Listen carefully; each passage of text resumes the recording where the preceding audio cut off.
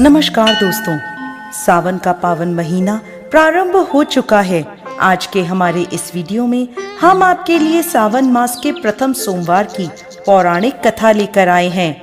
एक समय की बात है, अमरपुर नामक एक नगर में अमीर साहूकार रहता था। उसके कोई संतान नहीं थी, जिस कारण वो बहुत दुखी रहता था। संतान प्राप्ति के लिए वो हर सोमवार व्रत कर भोलेनाथ की पूजा किया करता था। संध्या के समय मंदिर में जाकर भगवान शिव के आगे घी का दीपक जलाया करता था। उसकी भक्ति देखकर माता पार्वती बहुत प्रसन्न हुई और भोलेनाथ से कहने लगी, हे प्राणनाथ, ये आपका सच्चा भक्त है, कृपा करके इसकी मनोकामना पूरी कर दें।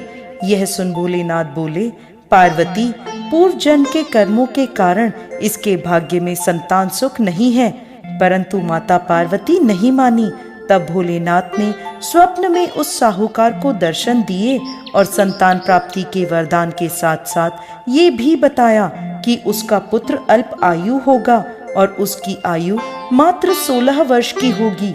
यह सुनकर साहूकार प्रसन्न तो हुआ, परंतु साथ ही साथ चिंतित भी हो गया।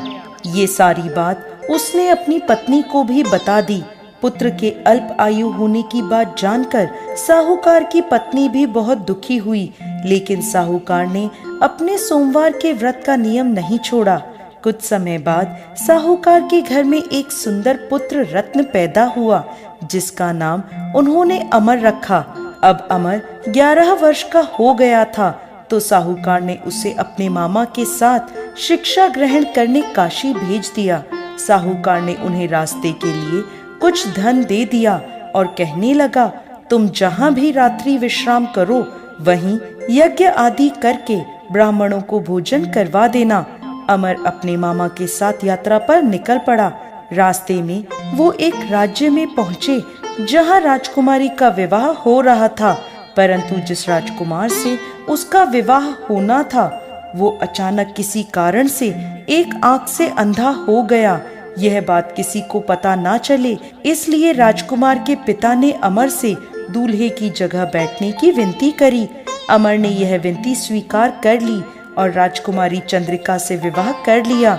विदाई के समय अमर ने राजकुमारी चंद्रिका को सारी बात बता दी और उन्हें अपने पिता के घर छोड़कर काशी की ओर चल दिए।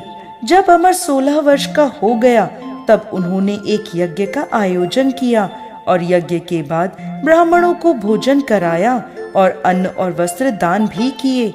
उसी रात्रि निद्रा में अमर की मृत्यु हो गई। उसके मामा जोर जोर से रोने लगे। उनका विलाप सुनकर भोलेनाथ और माता पार्वती वहां आ पहुँचे। अमर के मामा का विलाप देखकर माता पार्वती भोलेनाथ से बोली, प्रभु, इस व्यक्ति के कष्ट को दूर कीजिए। तब भोलेनाथ बोले, पार्वती, ये वही साहूकार का बालक है जिसे 16 वर्ष तक जीवित रहने का वरदान मिला था। तब माता पार्वती ने भोलेनाथ से कहा, हे प्राणनाथ, इसके पिता 16 वर्ष से सोमवार का व्रत करते हुए आपको भोग लगाकर दीप प्रज्वलित करते हैं। कृपा कर उनके दुख दूर कीजिए। माता पार्वती की ऐसी प्रार्थना सुन भोलेनाथ ने अमर को जीवन वरदान दे दिया। वरदान प्राप्त होते ही अमर जीवित हो गया। स्वस्थ होते ही वो अपने नगर की ओर वापस लौट चला। तब रास्ते में वह राजकुमारी चंद्रिका के पास आ पहुंचा। वहां के राजा और राजकुमारी चंद्रिका ने अमर को पहचान लिया।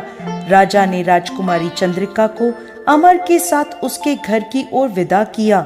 वहीं दूसरी ओर साहूकार और साहूकारनी यह जानते थे कि 16 वर्ष की आयु में उनके पुत्र की मृत्यु निश्चित है। इस कारण वो बहुत दुखी थे और कष्ट में अपना जीवन बिता रहे थे। तभी उनका पुत्र अमर राजकुमारी चंद्रिका के साथ घर पहुंच गया। अमर को अपनी नवविवाहित पत्नी के साथ देखकर साहूकार और साहूकारनी बहुत प्रसन्न हुए। उसी रात भोलेनाथ ने साहूकार को स्वप्न में दर्शन दिए और कहने लगे, हे साहूकार, तुम्हारे सोमवार के व्रत से प्रसन्न होकर मैं तुम्हारे पुत्र को लंबी आयु प्रदान कर रहा हूँ। हे भोलेनाथ, जैसा दुख आपने पहले साहूकार और साहूकारनी को दिया, वैसा किसी को मत देना। और जैसे बाद में उनके पुत्र को लंबी आयु प्रदान करी, वैसे ही इस कथा को कहने वाले, सुनने वाले और हुंकारा भरने वाले सब पर कृपा करना। जय भोलेनाथ, जय माता पार्वती।